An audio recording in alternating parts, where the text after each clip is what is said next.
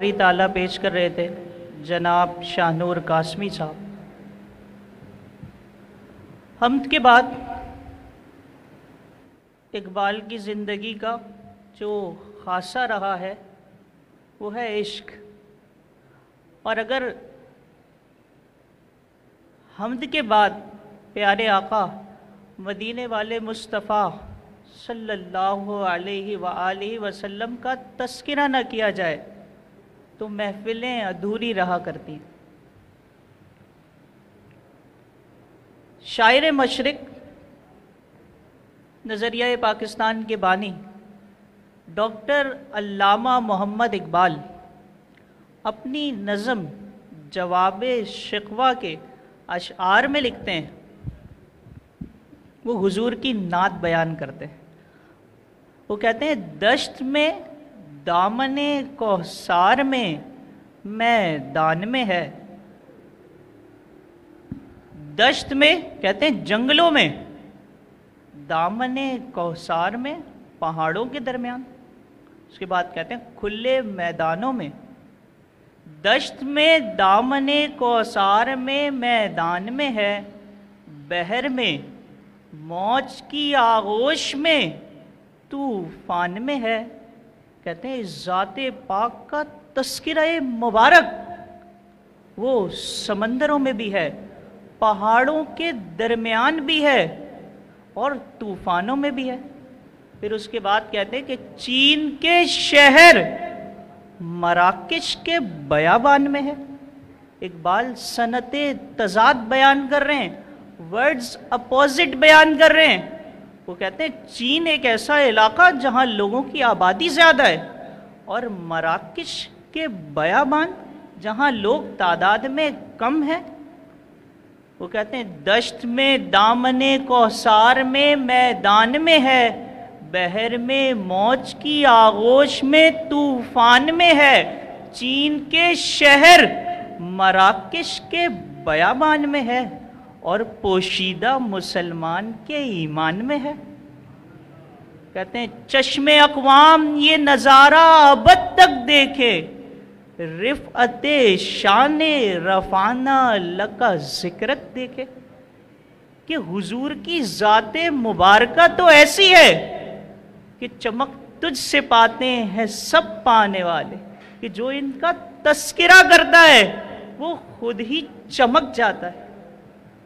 आला हजरत ने कहा था ना कि फ़ख्र आकाम में रज़ा और भी एक नज़्म रफ़ी, चल लिखा लाएं सना खानों में चेहरा तेरा। तो हुजूर की हमदो सना बयान करने के लिए और इकबाल के अल्फाज में बयान करने के लिए मैं दोबारा से दावत देना चाहूँगा जनाब शाहनूर कासमी को कि वो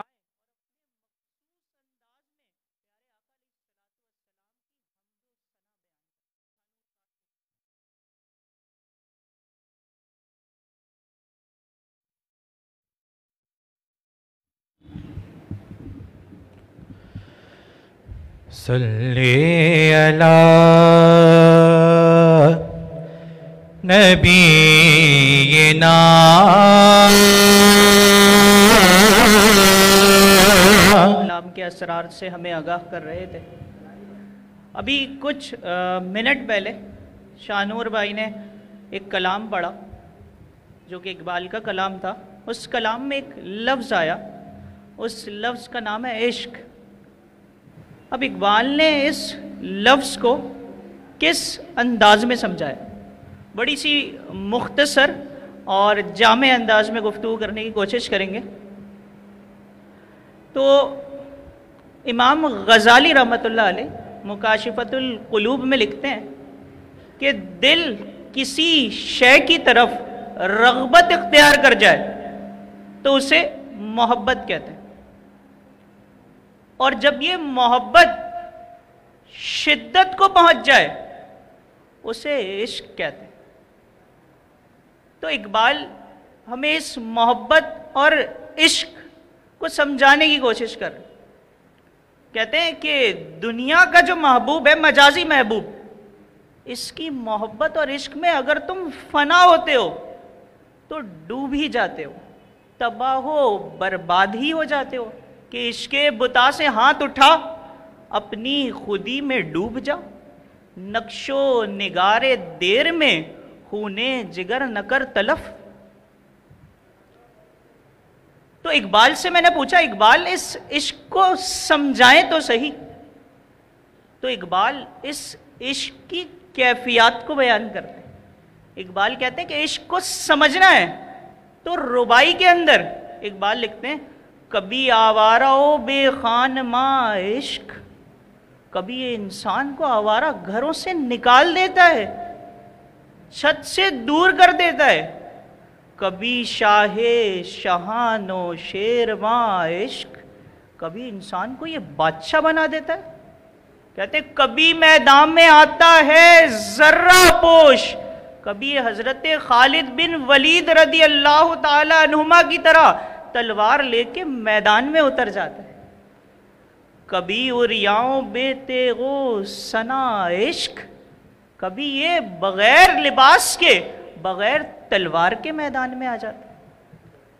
پھر اس کے بعد کہتے ہیں کہ کبھی تنہائی کو ہو دمن عشق، کبھی انسان کو تنہا کر کے پہاڑوں میں لے جاتا ہے، کبھی سوزو سرور و انجمن عشق، کہتے ہیں کبھی انسان کو محفلوں میں لا کے بٹھا دیتا ہے۔ تو اقبال عشق کی کیفیات بیان کر رہے ہیں، اقبال بتا رہے ہیں کہ عشق انسان کو کہاں سے اٹھاتا ہے اور کہاں لے کے چلا جاتا ہے۔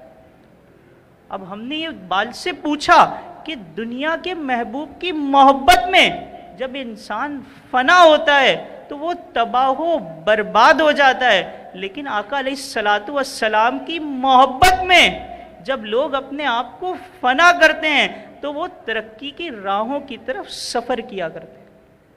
تو میں نے اقبال سے پوچھا کہ اقبال اگر ہم عشق کا دامن تھام لیتے ہیں، عشق کو اپنے دل و دماغ میں بسا لیتے ہیں تو پھر کیا ہوگا؟ تو اقبال اس کا فائدہ بھی بیان کرتے ہیں، کہتے ہیں جب عشق سکھاتا ہے آداب خود آگاہی، کھلتے ہیں غلاموں پر اسرار شہنشاہی۔ کہتے ہیں جب عشق کی کیفیات کو تم جذب کر لو گے تبھی تو تمہیں اپنے راز معلوم ہونا شروع ہوں گے۔ وہ کہتے ہیں عطار ہو رومی ہو رازی ہو غزالی ہو، کچھ ہاتھ نہیں آتا بے آہ سحرگاہی۔ کہتے ہیں کہ صبح اٹھ کر جو اللہ کے حضور عبادت کرنے کا انداز ہے، عطار نہ ہوتے، رومی نہ ہوتے اگر وہ آقا علیہ الصلوۃ والسلام کی محبت میں یا اللہ عز و جل کے عشق میں صبح اٹھ کر گریہ گزاری نہ کرتے۔ پھر اس کے بعد کہتے ہیں کہ تم ہو کون؟ تو اقبال بتاتے ہیں میری قوم کے نوجوانوں ہے طائر لاہوتی، اس رزق سے موت اچھی جس رزق سے آتی ہو پرواز میں کوتاہی۔ جب انسان عشق کو اپنے اندر جذب کر لیتا ہے تو اقبال بتا رہے ہیں کہ تمہاری پرواز کہاں تک ہوتی ہے۔ اس عالم جس عالم میں ہم اس وقت موجود ہیں اسے کہتے ہیں عالم ناسوت، جو کہ تباہ و برباد ہو جانے والا ہے۔ اس سے اوپر ہے عالم ملکوت جو کہ فرشتوں کا عالم ہے، اس سے اوپر ہے عالم جبروت۔ اقبال کہہ رہے ہیں کہ نوجوان جب عشق کو اپنے سینے میں جذب کر لیتا ہے تو اس کی پرواز عالم لاہوت میں ہوتی ہے۔ وہ کہتے ہیں نا کہ ایک ولولے تازہ دیا میں نے دلوں کو، لاہور سے تا خاک بخارا و سمرقند۔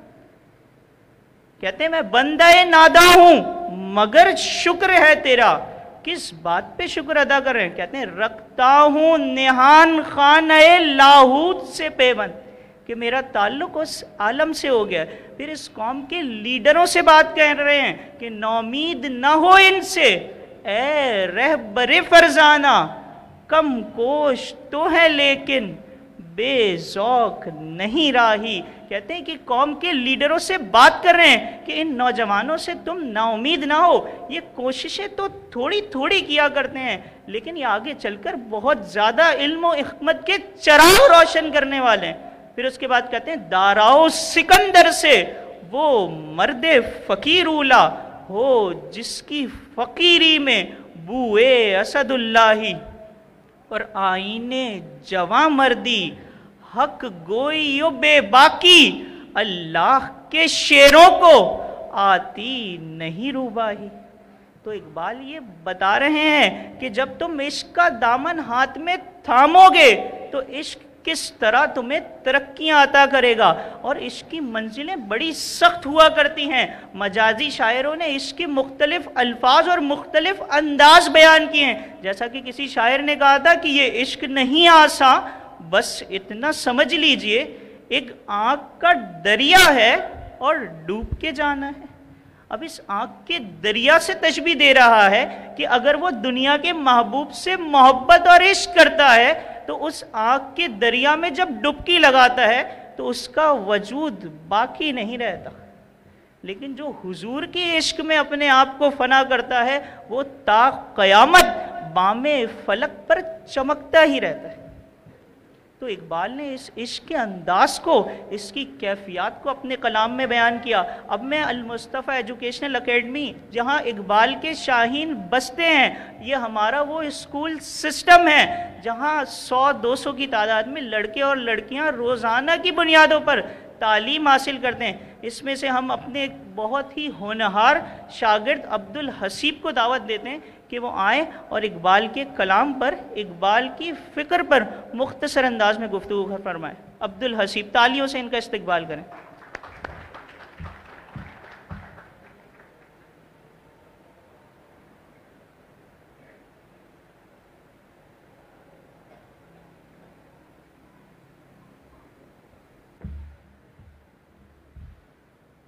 بہت ہی خوبصورت انداز میں تقریر کر رہے تھے ہمارے اسکول کے ایک ہونہار طالب علم عبدالحسیب۔ اچھا، جب چھوٹے بچے ہمارے پاس آ کے تقریر کرتے ہیں تو استادوں کی یہ ذمہ داری ہے کہ اگر اس میں کچھ غلطی کریں تو اس کی تصحیح کی جائے۔ عبدالحسیب نے بہت ہی خوبصورت انداز میں اقبال کے پیغام کو ہم تک پہنچانے کی کوشش کی۔ اس میں کچھ باریک غلطیاں ہیں کہ آخر میں جو 2 اشعار پڑھے گئے وہ اقبال سے منسوب تو ہیں لیکن اقبال سے ان کا کوئی تعلق نہیں، جیسے اپنے کردار پہ ڈال کے پردہ، تو یہ شعر اقبال کا نہیں ہے، ٹھیک ہے۔ تو استادوں سے یہ گزارش ہے کہ جب بھی اپنے بچوں کو تقریر تیار کر کے دیں تو اس بات کا بخوبی خیال رکھیں کہ کسی کی ذات پر افترا نہ باندھا جائے، جھوٹ نہ باندھا جائے، اور ایسی غلطی ہو جائے تو اس کی تصحیح کر کے باقاعدہ عوام تک پہنچایا جائے۔ اچھا، اپنے ہی چھوٹے چھوٹے ننھے بچوں کے لیے ایک مختصر سا نقطہ اقبال کی زندگی کے حوالے سے بیان کرتے ہیں اور اس کے بعد دوسرے مقرر کو دعوت دیتے ہیں۔ ہم یہاں اپنے بچوں سے گفتگو کر رہے ہیں، آپ نے دیکھا ہوگا کہ جس بچے کا آپ کی کلاس میں جس شخص کا قد ذرا سا اونچا ہوتا ہے اسے دور نظر آتا ہے۔ آپ نے دیکھا ہے ایسا کہ ایسا شخص، ایسا بچہ جس کا قد تھوڑا سا لمبا ہوتا ہے وہ دور تک دیکھتا ہے۔ تو یہ تو زمانے کی بات ہو گئی۔ اسی طرح اللہ رب العزت نے ہمیں کچھ ایسے لوگ دیے ہیں جن کا قد اپنے زبانوں میں اتنا اونچا تھا، اس قدر اونچا تھا کہ وہ اپنے زبانے سے کھڑے ہو کر آنے والے زبانوں کا نقشہ کھینچ دیا کرتے تھے۔ تو اقبال انہی افراد میں شامل ہیں۔ کبھی کبھار یہ اردو کا فقرہ، یہ اردو کا جملہ میرے نظر سے گزرتا ہے کہ بعض اوقات فن اس دور کا نہیں ہوتا جس دور کا فنکار ہوتا ہے۔ تو اقبال بھی کچھ ایسی ہی شخصیت ہیں جو ہمارے سامنے موجود ہیں۔ اب بلا تاخیر میں تقریر کے لیے دعوت دوں گا، پاکستان کونسل آف یوتھ کی وومن ڈویژن کو سنبھال رہی ہیں اور بخوبی انداز میں اپنا کردار ادا کر رہی ہیں جناب سہرش یوسف صاحبہ، کہ وہ آئیں اور پیغام اقبال پر کچھ روشنی ڈالیں۔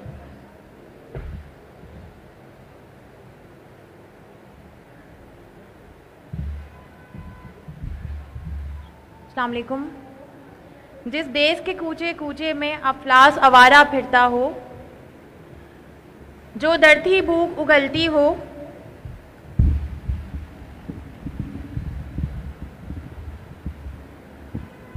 خود دھرتی بھوک اگلتی ہو اور دکھ فلک سے گرتا ہو، जहाँ भूखे नंगे बच्चे भी आहों पर पाल। उनको बुलाने से पहले कुछ अहम बातें और कुछ फिलोसफिकल नुक्ते आपसे अर्ज करने हैं और उसके बाद हम प्रोग्राम को बाकायदा आगे की तरफ बढ़ाएंगे। तलबा से गुफ्तगू है। हमारे पास एक टर्म हमें सिखाई जाती है, एक जुमला है ज़मीनी पेवस्तगी का, जिसे हम अंग्रेजी में कहते हैं अर्थ रूटेडनेस। हमारे पास बहुत सारे फल फूल ज़मीन में उगते हैं। मुख्तसर वक्त में मुख्तसर अल्फाज में गुफ्तगू को समेटने की कोशिश करता हूँ। हमारे पास कैरेट है, गाजर। गाजर एक ऐसा सब्सटेंस जो कि ज़मीन में उगता है, जिसका ताल्लुक ज़मीन के साथ। हमारे पास साइंटिफिक कैलकुलेशंस ये बताती हैं कि गाजर के अंदर जो कैलोरीज की तादाद है वो अराउंड 82 है। इसकी बनिस्बत या इसकी मुनासिबत अगर हम देखें, हमारे पास एक और फल है खजूर। खजूर भी ज़मीन से ताल्लुक़ रखता है, लेकिन ज़मीन से काफ़ी बुलंद व बाला होके उगा करता है। तो कैलकुलेशन हमें ये बताती है कि एवरेज कैलोरीज जो कि खजूर में पाई जाती है उनकी तादाद है 262। यानी जो चीज़ जिसका बराह रास्त ताल्लुक ज़मीन से, वो हजम मास में छोटी या बड़ी क्यों ना हो, उसके अंदर ताकत कम है। और वो चीज़ जो कि मास में बहुत मुख्तसर है लेकिन ज़मीन से कुछ बुलंद तर है, उसके अंदर एवरेज कैलोरीज की तादाद 82% ज़्यादा है। अब ये जो फिलोसफिकल नुक्ता, ये जो साइंटिफिक नज़रिया है, इकबाल ने इसे मौज़ूए सुखन बनाया है। वो कहते हैं जो चीज़ें ज़मीन से ताल्लुक़ रखती हैं वो बेशक हजम में बड़ी हो जाए लेकिन ताकत में कम है। अब कुरान पाक की सूरह बकरा आयत नंबर 61 में बनी इसराइल का तस्किरा है। कौला तस्तब्दिलून लजी हुआ अदना बिल्लजी हुआ खैर, कि हज़रत मूसा अलैहिस्सलातु वस्सलाम की जो कौम है वो हज़रत मूसा अलैहिस्सलातु वस्सलाम से कह रही है कि मनो सलवा, जो कि हलवा और बुनी हुई पटेरें आसमान से उतर रही हैं, हम ये खाते खाते थक गए हैं, अब हमें कुछ ज़मीन की पकी हुई चीज़ें दी जाएं। तो कुरान उन पर ताज्जुब कर रहा है कि आसमान से उतरने वाली चीज़ें मनो सलवा, तुम इस पर ज़मीन से उगने वाली चीज़ों को फौकियत दे रहे हो। ये क्या बात है? कुरान उनकी अक्ल पर ताज्जुब कर रहा है। तो इकबाल ने अपने पूरे कलाम में इस फिलोसफिकल और साइंटिफिक नजरिए को प्रिवेल किया है कि अगर तुम्हारा ताल्लुक जमीन से होगा, तुम्हारी पेवस्तगी जमीन से होगी, तुम हजम में बड़े भी हो जाओ, ताकत में हमेशा कम होगी। लेकिन अगर तुम्हारा ताल्लुक आसमानों से हो जाएगा तो तुम बेशक छोटे हो लेकिन ताकत में बहुत ज्यादा हो।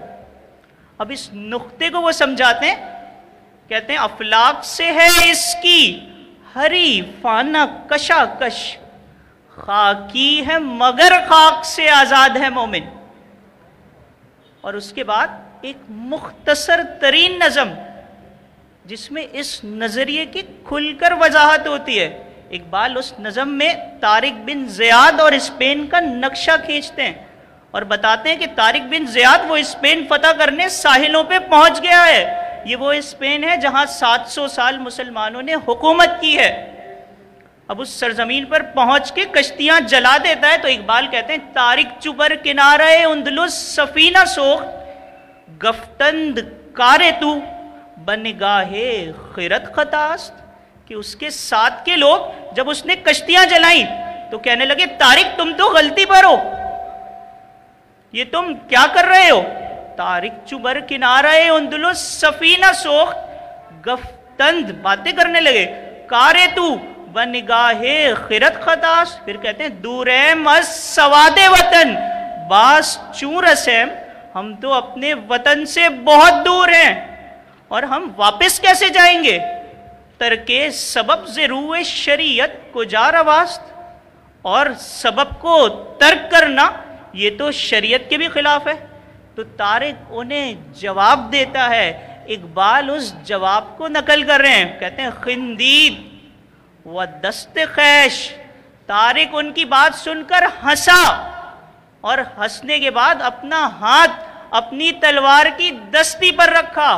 کہتے ہیں خندید و دست خیش بشمشیر برد و گفت. ہر ملک مل کے ماست کہ مل کے خدائے ماست. ہر ملک میرا ملک ہے کیونکہ میرے خدا کی سرزمین ہے. تو اقبال یہ بتانا چاہ رہے ہیں کہ جن کا تعلق آسمانوں سے ہو جایا کرتا ہے وہ بے شک بہت حجم میں تھوڑے ہوں لیکن ان کی طاقت بہت زیادہ ہوا کرتی ہے. وہ کہتے ہیں بجلی ہوں نظر کو ہو بیاں باپے ہے میری. شایاں میرے آگے خس و خاشاک نہیں ہے. عالم ہے فقط مومن جاباز کی میراث. مومن نہیں جو صاحب لولاک نہیں ہے. تو انہی الفاظ کے ساتھ اسی نقطے کے ساتھ ہمارے درمیان اس وقت موجود ہیں پروفیسر ڈاکٹر اسماعیل بدایونی صاحب. یہ وہ عظیم شخصیت ہیں کہ جنہوں نے اپنے قلم کے ذریعے اس جہاں میں علم کے نور کو منور کیا اور حال ہی میں سر کو جو ہے صدارتی ایوارڈ سے بھی نوازا گیا. تو حضرت کی شخصیت بہت جامع اور علم سے بھرپور ہے. میں گزارش کروں گا کہ آپ آئیں اور اپنے مخصوص انداز میں پیغام اقبال اور کلام اقبال پر روشنی ڈالیں. بہت شکریہ.